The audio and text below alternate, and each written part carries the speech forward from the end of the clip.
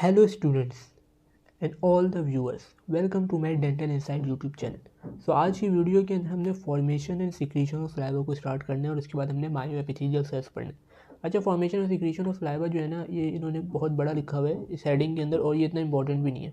ठीक है, तो हमारे इस पार्ट का जो इंपॉर्टेंट टॉपिक है मायो एपिथेलियल सेल्स है, लेकिन हमने ये पढ़ना है तो मैंने इसकी जो है वो 3 स्लाइड बनाई हुई है। उसके अंदर आपका जो प्राइमरी ये फॉर्मेशन ऑफ सलाइवा ये पूरा कवर हो जाएगा। तो इसको स्टार्ट करते हैं। मैं ज़रा जो मैंने डायग्राम निकालनी है वो निकालता हूँ 550। अच्छा, ये वाली डायग्राम ना, इस डायग्राम के जरिए हम इसको कवर करेंगे। ये डायग्राम तुम लोगों के लिए नई नहीं होगी, पुरानी डायग्राम है। अच्छा, होता ये है सलाइवा के अंदर, सलाइवा की फॉर्मेशन दो तरीक़े से होती है। मैंने पहले ही बताया था कि एक दफ़ा हमारे पास बनता है प्राइमरी सलाइवा, जिसे हम कहते हैं प्राइमरी सलाइवा फॉर्मेशन। उसके बाद बनता है सेकेंडरी सलाइवा या उसकी मॉडिफिकेशन होती है। होता यह है प्राइमरी सलाइवा की फॉर्मेशन के अंदर हमारे पास सिर्फ एक एंड पीस इन्वॉल्व होता है, मीन्स सिक्रेटरी एंड पीस, और एक तरह की डक्ट इन्वॉल्व होती है जिसे हम कहते हैं इंटरकलेटेड डक्ट। मीन्स कि प्राइमरी सलाइवा के अंदर सिर्फ इंटरकलेटेड डक्ट होगी और ये सिक्रेटरी एंड पीस हैं ये इन्वॉल्व होंगे। ठीक है, बनता कैसे मैं बताता हूँ। और जो सेकेंडरी सलाइवा होता है उसके अंदर हमारे पास जो बाकी जो दो डक्ट बची जिसमें स्ट्राइएटेड डक्ट और एक्सक्रीटरी डक्ट आ जाती है वो होती है।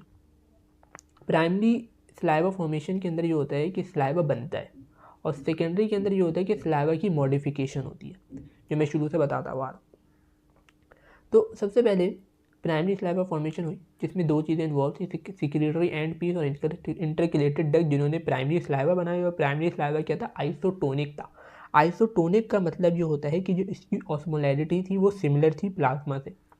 ऑस्मोलैरिटी तुम लोगों को पता होगा, ऑस्मोलैरिटी क्या होती है कि बेसिकली जो कंसनट्रेशन होती है किसी भी पार्टिकल या सॉल्यूट की जो पर लीटर और सॉल्वेंट या वाटर के सॉल्यूशन के अंदर होता है। अब ये भी चीज़ याद रखनी है, जो प्राइमरी सलाइवा बना है वो क्या है? आइसोटोनिक है, मीन्स उसकी ऑस्मोलैरिटी जो है वो सिमिलर है। इसके अंदर क्या क्या चीज़ें होती हैं प्राइमरी सलाइवा में?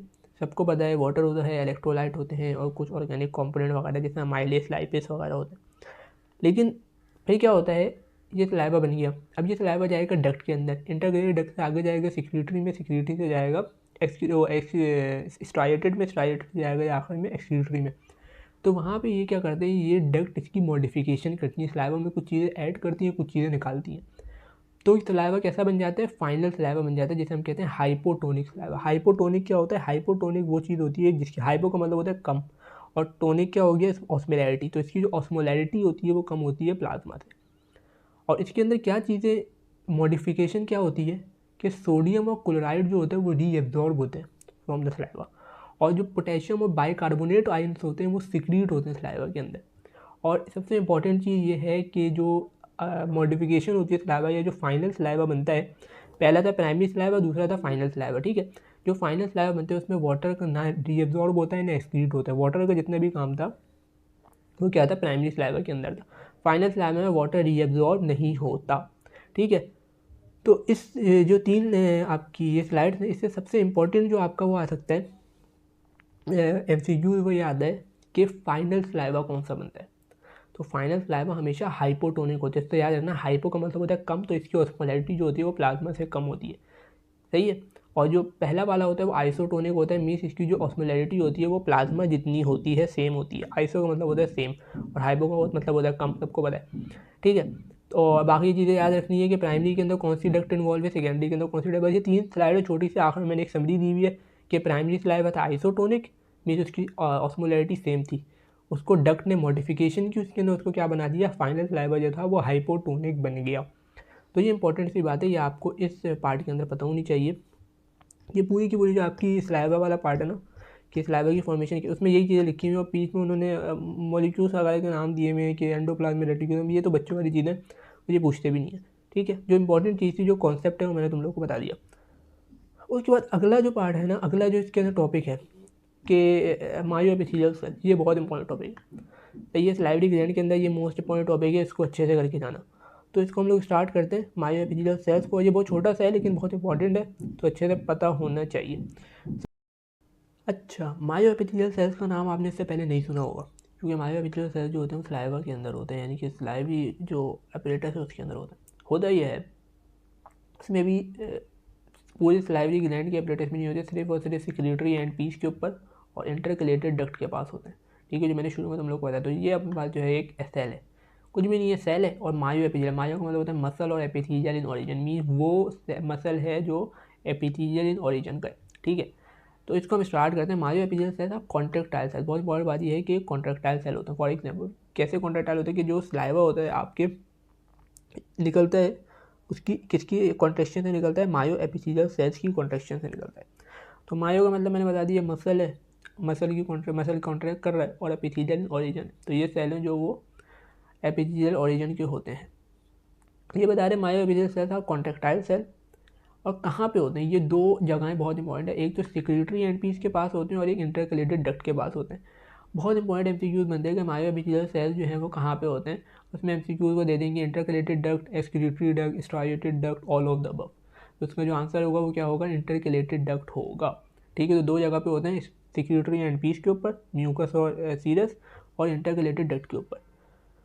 उसके अलावा अच्छा, और ये located between the basal lamina and the secretory ductal cell joined by cells called desmosome. Desmosome से ये आपस में ज्वाइन होते हैं। इन्होंने यहाँ पे दिखाया होगा शायद डेस्मोसोम, चलो नहीं दिखाया, अच्छा ये दिखाई, ये देखिए ये है बेसल लैमिना और नीचे आपका सिक्रेटरी सेल है, सही है। तो ये आपका जो है ये एक तरह का मायो एपिथेलियल सेल है जो यहाँ पे सेल से ज्वाइन है और ऊपर होगी बेसल लैमिना, ठीक है। तो ये आपको एक जो सिक्रेटरी एंड पीस है उसको बड़ा करके दिखाया हुआ, पूरे सिक्रेटरी एंड पीस है, इसके ऊपर ये जो सेल्स नज़र आ रहे हैं आपको, जो मायो एपिथेलियल सेल है, और फिर ये जो आपको बड़ा सा सेल नज़र आ रहा है इसको और बड़ा करके दिखाया हुआ। यहाँ पे हमारे पास एक डक्ट आ रही है जो है इंटरकलेटेड डक्ट। तो मायो एपिथेलियल सेल जो होंगे वो सिक्रेटरी एंड पीस के ऊपर होंगे और इंटरकलेटेड डक्ट के ऊपर होंगे, ये अच्छे से पता होना चाहिए। Myoepithelial cells have many similarities to smooth muscle. बात करें कि मायो एपिथेलियल सेल्स की बहुत ज़्यादा सिमिलैरिटीज़ होती है स्मूथ मसल्स के साथ, क्योंकि मसल इन ओरिजिन है, मगर एक्सेप्शन ये होती है कि किससे ड्राइव होते हैं, ये एपिथेलियम से ड्राइव होते हैं, ठीक है। Myoepithelial cells present around the secretory end piece have stellate shape. अच्छा, स्टार लाइक शेप होती है इनकी, अगर यहाँ पे देखो तो ये स्टार जैसा नज़र आ रहा है, देखो, जिस वजह से हम इसको कहते हैं stellate shape. Stellate mean star shape, और इसकी न्यूमीरियस ब्रांचेस होती हैं जो एक्सटेंड कर रही होती हैं सेल बॉडी। अच्छा ये देखो बहुत सारी इसकी ब्रांचेस हैं जो यहाँ से यहाँ पे जा रही है, फिर यहाँ से यहाँ पे जा रही है, तो ये सारी इसकी ब्रांचेस हैं। तो ये बात इन्होंने यहाँ पे बताई भी है। अच्छा जी, उसके बाद है the process are filled with filament of actin and myosin. भाई मसल है, मसल में क्या चीज़ होती है, एक्टिन होता है, मायोसिन होता है, ठीक है। लेकिन ये कौन सा है, स्मूथ मसल के साथ रिलेट कर रहे हैं। The cell membrane have numerous caveolae which, अच्छा हाँ, इसके बाद एक और चीज़ इंपॉर्टेंट ये है कि इसके अंदर जो होती है कॉन्ट्रैक्शन जो होता है वो कौन कराते हैं, ये कैव्यूलाई कराते हैं। कैव्यूलाई बहुत सारे होते हैं जो कॉन्ट्रैक्शन के अंदर हेल्प करते हैं। तो मायो एपिथेलियल क्या सेल क्या है, मोटी मोटी बातें हमने पता होनी चाहिए कि मायो एपिथेलियल सेल हमारे पास पहली बात है कॉन्ट्रैक्टाइल सेल है, जो कहाँ पे होता है, सिक्रेटरी एंड पीस के ऊपर होता है और इंटरकलेटेड डक्ट के ऊपर होता है। दूसरी बात यह है कि मायो एपिथेलियल सेल जो हैं वो स्मूथ मसल से सिमिलर होते हैं, मगर ये कौन से ओरिजिन होते हैं, एपिथेलियल ओरिजिन होते हैं। और थर्ड बात ये है कि मायो एपिथेलियल सेल की शेप पता होनी चाहिए, ये स्टार शेप होते हैं। तो ये इंपॉर्टेंट चीज़ें आपको मायो एपिथेलियल सेल्स के अंदर पता होनी चाहिए, और जो इसके बाद इसका फंक्शन आ जाता है। अच्छा, फंक्शन जो है ना वो इसमें तो ऐसे ही दिया हुआ है, लेकिन मैंने इसको फंक्शन को हेडिंग में डिवाइड किया हुआ है। हेडिंग में डिवाइड कैसे किया हुआ है कि अगर आप आओ तो मैंने इसको तीन तरह के इसके फंक्शन बताया कि पहला फंक्शन है मैकेनिकल, सेकंड फंक्शन है इसकी सपोर्ट, और थर्ड फंक्शन है ट्यूमर सप्रेसर रोल। ये तीन इसके फंक्शन, अगर कोई वाइवा में पूछे टीचर तो आप ये तीन फंक्शन बता कर आ जाना। पहली चीज़ है मैकेनिकल फंक्शन इसका कैसे होता है कि ये कॉन्ट्रैक्शन करता है। जैसे कॉन्ट्रैक्शन होती है मायो एपिथेलियल सेल्स की, तो क्या होता है वो सपोर्ट करती है सिक्रेटरी एंड पीस को during the active secretion of saliva. Means की जो प्राइमरी सलाइवा होता है उसको एक्सपेल करती है।